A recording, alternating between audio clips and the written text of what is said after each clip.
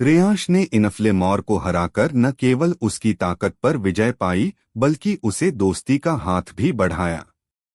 Fusion के बाद रेयांश का ब्लेज थंडर फॉर्म सामने आया और उसने एक बार फिर साबित किया कि सच्चा योद्धा केवल ताकत से नहीं, आत्मा की शक्ति से भी लड़ता है। लेकिन जैसे ही लड़ाई खत्म हुई, किसी रहस्यमयी परछाई ने दूर से सब कुछ देखा और अब एक नया खतरा सामने आने वाला है। कहानी शुरू होती है। अगली सुबह, घना जंगल, धूप की किरणें पेड़ों की शाखाओं से छनकर जमीन पर पड़ रही थीं। लेकिन इन शांत लहरों के बीच कुछ असामान्य था। रेयांश, इनफ्लेमॉर और स्पार्क तीनों धीरे धीरे जंगल के रास्ते पर बढ़ रहे थे। इनफ्लेमॉर अब पहले जैसा उग्र नहीं बल्कि शांत और सोच में डूबा लग रहा था। यह एलिमेंटल गेट किसी और एलिमेंट की ओर ले जाएगा, रेयांश ने कहा। पर हमें नहीं पता अगली चुनौती कैसी होगी। तभी हवा में एक झोंका आया, ठंडी लेकिन तेज। स्पार्क ने कान खड़े कर दिए। कुछ आ रहा है और ये हवा सामान्य नहीं है। अचानक पेड़ झूमने लगे, जंगल की चुप्पी टूट गई और फिर जमीन से उठा एक भयंकर झंझावात। पेड़ों के बीच से एक आकृति उड़ते हुए आई, उसकी पीठ पर विशाल पंख थे और आंखों में बिजली सी धार। यह था वायुनिक्स, हवा का रक्षक। वायुनिक्स की आवाज गूंजती है, तुमने अग्नि की परीक्षा पास कर ली, लेकिन क्या तुम हवा की चपलता और चालाकी का सामना कर पाओगे? रेयांश ने आत्मविश्वास से कहा, हम हर तत्व से सीखने आए हैं, चुनौती से नहीं डरते। वायुनिक्स ने हंसते हुए कहा, फिर पकड़ो मुझे, अगर पकड़ सको तो। और एकदम हवा में विलीन हो गया। तभी पूरे जंगल में तेज हवाएं चलने लगीं, पेड़ उखड़ने लगे, पत्तों की बारिश होने लगी। स्पार्क ने कहा, ये तो हवा के भूल भुलिया जैसा लग रहा है।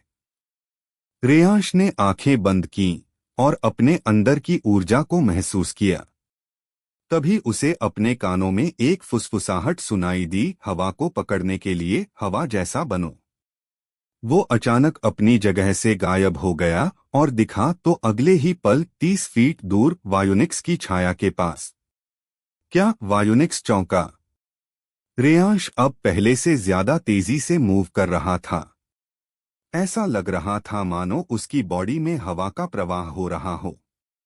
तुम फ्यूजन के बिना मेरी चाल को पकड़ रहे हो? वायुनिक्स ने पूछा। मैंने अग्नि से दृढ़ता सीखी है, अब हवा से गति सीख रहा हूं, रेयांश ने जवाब दिया। फिर एक तेज झोंके के साथ वायुनिक्स ने हवा की ब्लेड्स फेंकी। स्पार्क ने कूदकर एक को काटा, लेकिन दूसरी रेयांश की ओर बढ़ रही थी। रेयांश ने हवा में घूमते हुए ट्विस्टर शील्ड बनाया, एक गोल चक्र जो हवा के प्रवाह से बना था। ब्लेड्स उसमें घुसते ही भाप बन गईं। वायुनिक्स की आंखों में अब प्रशंसा झलकने लगी थी, लेकिन वो पीछे नहीं हटा।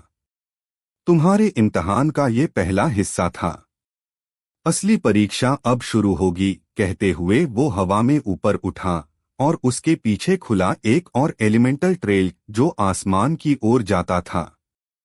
रेयांश ने आकाश की ओर देखा और कहा, लगता है अब उड़ने की बारी है।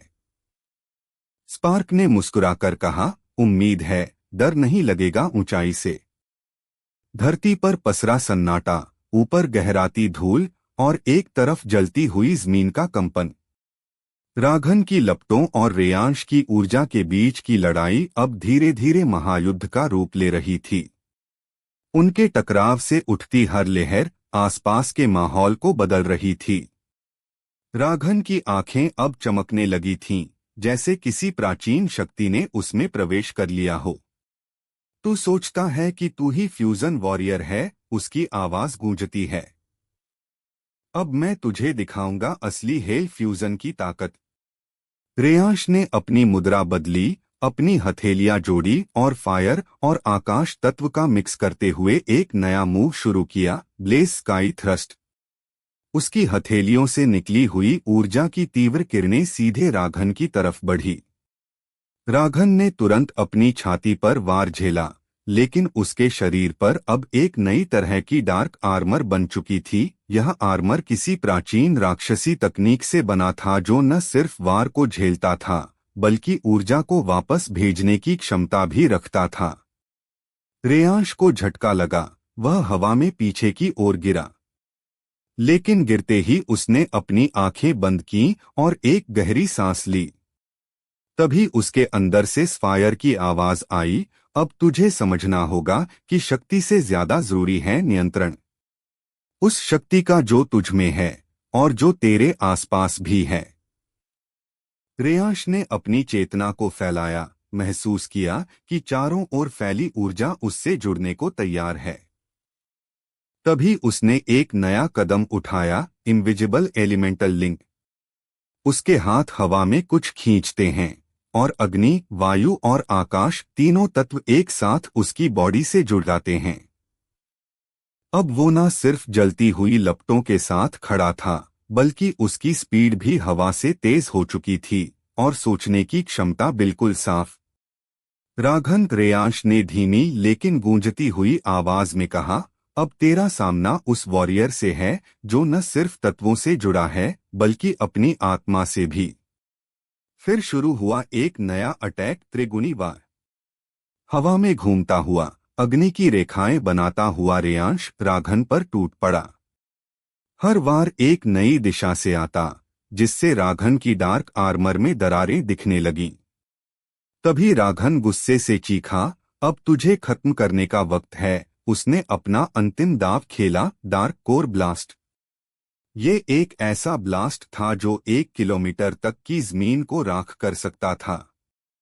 रेयांश ने देखा कि अगर उसने इसे वहीं रोक नहीं लिया तो पूरा क्षेत्र तबाह हो सकता है। उसने अपनी पूरी शक्ति को एकत्र किया, अपने फ्यूजन पेंडेंट को थामा और एक चीख के साथ बोला, एलिमेंटल शील्ड ऑफ होप। चारों ओर एक नीली, सुनहरी और लाल ऊर्जा का गोला बनता है जो ब्लास्ट को रोकता है। दोनों की शक्ति टकराती है और पूरा आकाश एक भीषण रोशनी से भर जाता है। धुआं छंटता है। सब कुछ शांत है। रेयांश घुटनों पर गिरा होता है, लेकिन उसकी आंखों में चमक बरकरार होती है। सामने राघन अधमरा पड़ा होता है।